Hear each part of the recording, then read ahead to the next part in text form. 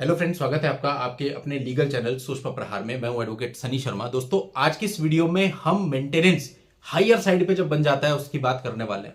अब यहां पे बहुत सारे तर्क, बहुत सारी रीजनिंग लोगों के बीच में आती है। देखिए, वैसे तो जो मेंटेनेंस बनता है वो अगर आपकी इनकम के अकॉर्डिंग ज्यादा बनता है तो प्रॉब्लम तो हर किसी को होती है, चाहे उसकी इनकम 10,000 हो या 10 लाख हो। लेकिन कुछ मामले ऐसे होते हैं जहां लड़के की इनकम अच्छी होती है। मान लो किसी प्राइवेट कंपनी में जॉब कर रहा है, 5 लाख रुपए महीना कमा रहा है, 8 लाख रुपए महीना कमा रहा है। अब ऐसी परिस्थिति के अंदर यदि उसका मेंटेनेंस 20% भी बन जाता है तो 1.5 लाख रुपए लगभग आप अपनी वाइफ को दे रहे हो। बच्चा है तो 2 लाख रुपए पर मंथ भी हो सकता है। अब आप सोचो, जिस व्यक्ति को 2 लाख रुपए मिलेंगे घर पे बैठ के बिना कुछ किए, तो क्या कभी सेटलमेंट होगा? क्या कभी चीजें निपटेंगी? कभी भी नहीं निपटेंगी। और ऐसे में कई बार आपका तर्क ये होता है कि साहब ठीक है, मेरी सैलरी बहुत ज्यादा है लेकिन मेरा एक्सपेंडिचर भी बहुत ज्यादा है। यानी कि मैंने लोन ले रखा है फ्लैट का, उतनी ईएमआई वहां कट जाती है, इतना यहां कट जाता है, इतना मम्मी पापा को दे देता हूं, इतना ये है, इतना ये है, और आखिर में जी मेरे पास 50,000 रुपए बचते हैं। ये आपका तर्क आपने दे तो दिया, लेकिन इसको कोर्ट में नहीं माना जाएगा। क्योंकि कोर्ट के अंदर क्या है कि एक फिक्स परसेंटेज है, उस परसेंटेज से नीचे कोर्ट नहीं जाएगी। फॉर एग्जाम्पल, आपकी वाइफ है, 20% कोर्ट ने कम से कम लगाना है, इससे नीचे नहीं जाएगी। ऊपर चली जाएगी, 25% तो जा सकती है, लेकिन 20 से नीचे नहीं जाएगी। तो अगर आपकी सैलरी 2 लाख है लेकिन आपने खर्चे वर्चे, मैंने देखे हैं एफिडेविट लोगों के कैसे आते हैं अधिकतर बड़े बड़े शहरों में, दिल्ली, गुड़गांव, आपका मुंबई, यहां पे लोग क्या करते हैं, कुछ ज्यादा ही एक्सप्लेनेशन देते हैं।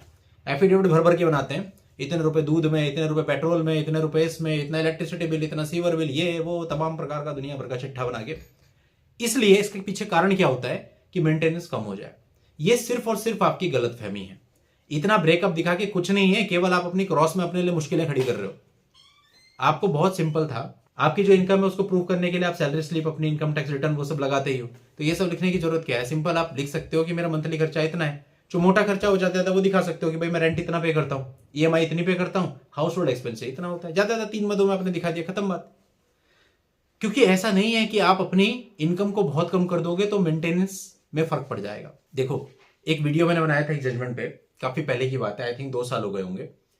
उसमें क्या था, लड़के की सैलरी 80,000 थी, लेकिन उसके बहुत सारे लोन थे। इवन जो सारे लोन थे वो शादी से पहले लिए हुए थे, उसमें इसे ईएमआई कटती थी, 4 लोन थे, और इन हैंड उसको बचता था 14,000 रुपए। और जो कोर्ट ने इंट्री मेंटेनेंस तय किया वो किया 15,000 रुपए, हमारे किसी भी आर्ग्यूमेंट को कंसिडर नहीं किया। उसके बाद हम लोगों ने इसको ऑनरेबल उत्तराखंड हाईकोर्ट में चैलेंज किया।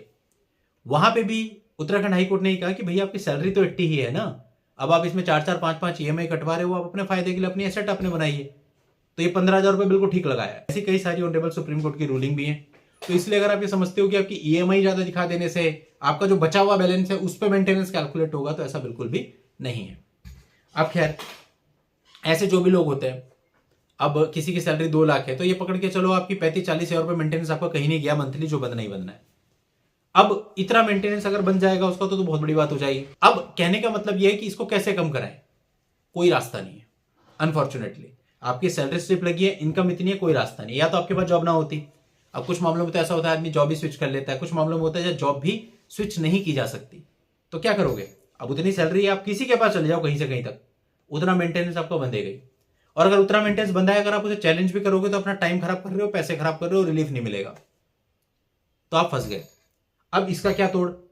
तो ऐसा एक मामला मेरे पास आया, उसमें मैंने उनसे पूछा कि भैया ये मामले चलते हुए कितना टाइम हो गया है? कि लगभग 3 साल हो गया। आपने कुछ किया? अपनी तरफ से कुछ नहीं किया। तो आपने कुछ किया ही नहीं तो कैसे रोकोगे आप इसको? लीगली इस तरह से तो रोक नहीं सकते। बात ये थी कि अगर आपके ऊपर एक झूठी एफआईआर हुई थी, उस समय पे आपके पास जो लीगल राइट थे आप उनके ऊपर भी केस करते, आज ये परिस्थिति में आप खड़े ना होते। चलिए छोड़िए बात को सारी, आज की बात करते हैं। आज हम कुछ केस करते हैं इनके ऊपर, बोले साहब मैं अपने घर वालों को इन्वॉल्व नहीं करना चाहता, यानी ना मम्मी को, ना बहन को, ना पापा को। अब बताओ क्या होगा? है कोई ऑप्शन? अगर आप इतना ज्यादा कंफर्ट जोन में रह करके पूरे मामले को निपटाने की सोचते हैं, कभी नहीं निपटने वाला। दूसरी पार्टी ने आपके पूरे परिवार वालों को एक्यूज बना रखा है, वो ठीक है आपके लिए, ओके, वो चल रहा है, लेकिन खुद आप कंप्लेनेंट भी नहीं बनाना चाहते, तो ऐसे नहीं चलता है काम। फिर तो कोई रास्ता नहीं। ठीक है, आप अपनी तरफ से मेहनत कर रहे हो कि भैया कैसे कम करें, क्या कम करें, दिमाग लगा रहे हो, लगाओ जितना दिमाग लगा सकते हो, लेकिन होगा नहीं। रियलिटी यही है। अब अगर अदरवाइज आप लोगों के जो लीगल राइट है आपने यूज किए होते, आपने भी इन पे केस किए होते, तो इनको भी तकलीफ हो रही होती, ये भी इसको निपटाते।